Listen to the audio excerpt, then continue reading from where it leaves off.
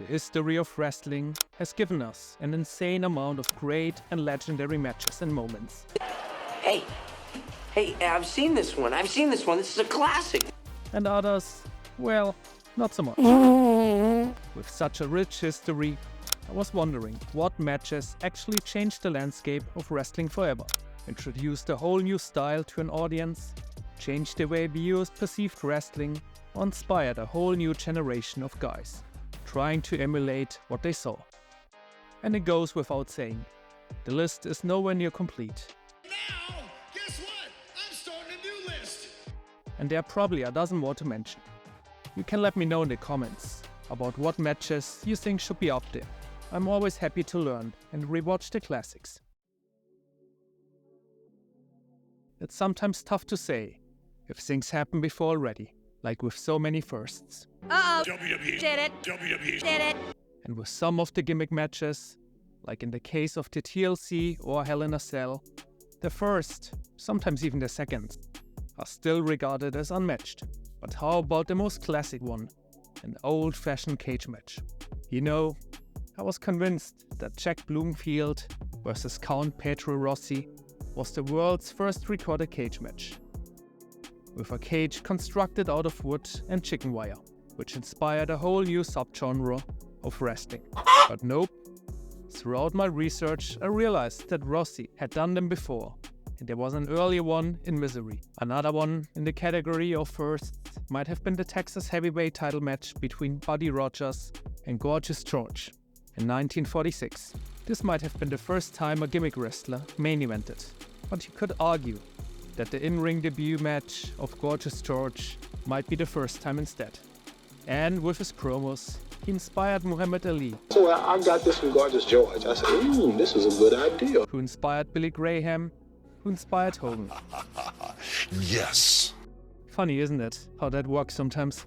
And with cinematic matches gaining some momentum in the last 4 years due to a non-specified virus of unknown origins, the Empty Arena match on June 4th, 1981 between Jerry Lawler and Terry Funk gave us everything about hardcore wrestling we know today, and even Onita and Foley cite this as inspiring them.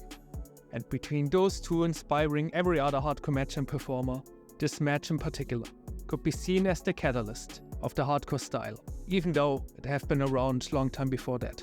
It also can be viewed as the first cinematic match, as it was not shot or conducted as a match, but as an extended fight sequence. And while we're on the topic of sequences planned ahead, talking about game changers in terms of pro wrestling, so much has already been said about Randy Savage versus Steamboat. There's a moral to that story. How, for that time, two relatively smaller competitors, compared to the main event, tore the house down and received a star rating, which still had some value at that time.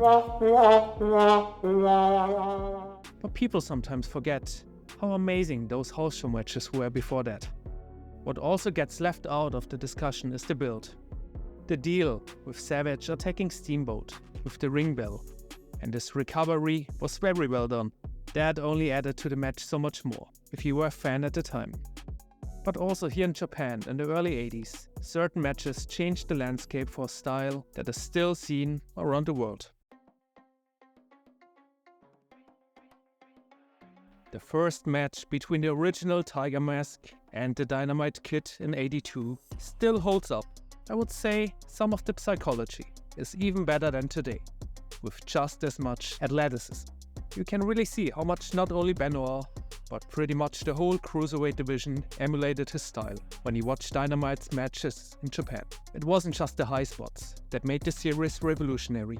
It was also the pacing and the structure. The spots were the meat of the match, with the mat work serving mainly to set up the next series of spots. You'd be hard-pressed to find matches prior to the series worked in that vein. Without Tiger Mask vs Dynamite Kid, we probably wouldn't also have the Super J-Cup '94. Probably one of New Japan's most glorious tournaments, where we had future Japanese legends like Jushin Liger, Hayabusa, and the great Sasuke, as well as guys who were just before the big break, like Benoit, Eddie Guerrero, Dean Malenko, or Necro Cousins. While the first matches were still on the shorter side, The next round gave us a first taste of Benoit vs Eddie, Samurai vs Sasuke, and some absolute classics which aged like fine wine, as well as a surprising winner.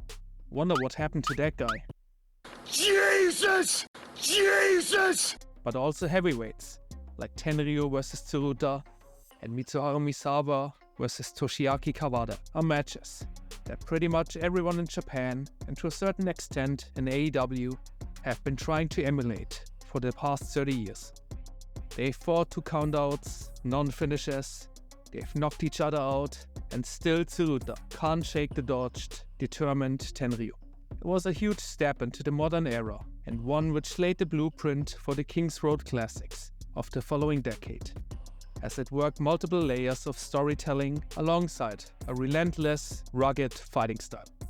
They worked multiple references to the prior bouts, each providing context and explaining the actions in this one. It ended with Tenryu repeatedly powerbombing Jumbo, trying to knock him out just as Jumbo had done it to him in Osaka. The same goes for Misawa vs Kawada. While the slow build and the slow structure isn't my favorite, the match itself was insane. Misawa, bleeding from his ears, is so iconic and remarkable, and that brutal Tiger Driver 91 to end the match was one of the most incredible finishes ever. They started to compete with each other and became rivals in the ring and alive too.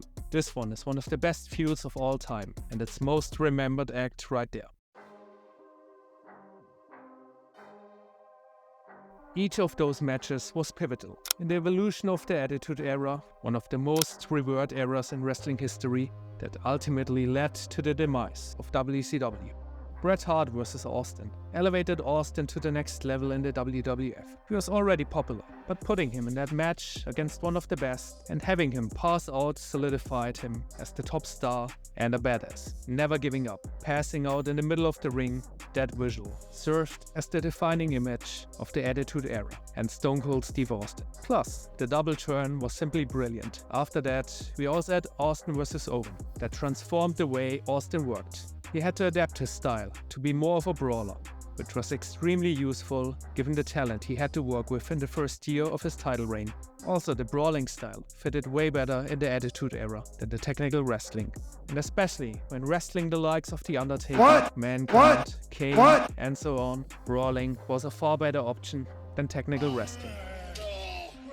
Bret vs HBK, in my opinion, the true beginning of the Attitude Era. Bret gets screwed, HBK and DX become super heels, and the Mr. McMahon persona is born in this moment. It's a match that is still talked about almost 30 years later, and for fans like myself, it is truly one of those where have you been moments. So stupid. It's just really stupid. The biggest cutthroat bunch of conniving, backstabbing idiots you've ever seen in your life. Stupid! You're so stupid! This match was particularly defined what independent wrestling would be for the next decade and a half. This is an interesting match, and many consider to be the starting point of the American indie style, where moves and athleticism are more important than stories or logic. Of course, if you watch it with today's eyes, there's been a lot of stuff like that, or even better one. But at that time, this was completely unique and revolutionary, so I'll give it all the credit in the world. However, as I said in the beginning, in wrestling, similar to The Simpsons, nothing is really new. Everything had some influence before. And for this match, the blueprint, in my opinion, would be ECW Barely Legal. This one is one of those matches where you can just turn off your brain and enjoy the action. There's no need to break this down too deeply. It's more Michinoku Pro, multi-man action, presented to a mostly virgin audience. Dick Togo might have the best seated splashes in all of wrestling, and he brought variety to this match by being the sole powerhouse in the match. Gran Hamada might look like an old man, but that makes it even more impressive when he moves in the ring like a prime Rey Mysterio. Yakushichi gets heckled by Power Ranger chants, but he eventually shuts down the detractors by hitting some awesome cruiserweight moves and taking some nasty head drops. BWO does all their usual heel spots, but doesn't get as much reaction as they did during their first ECW match.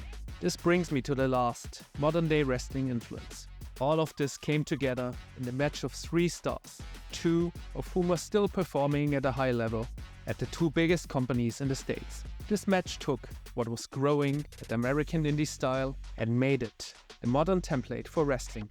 Every single thing that makes modern wrestling so exciting, every evolution of the art, and everything that would become mainstream wrestling was all right there. This is the moment where the work rate and the talent became absolute requirements for being a top performer. What other matches do you think had the biggest influence on pro wrestling? And in case you haven't done it yet, you can subscribe to the channel in order to support it. And let me also know if you're more interested in the wrestlers' training routines, certain time periods of pro wrestling, or the daily life of the pro wrestlers here in Tokyo.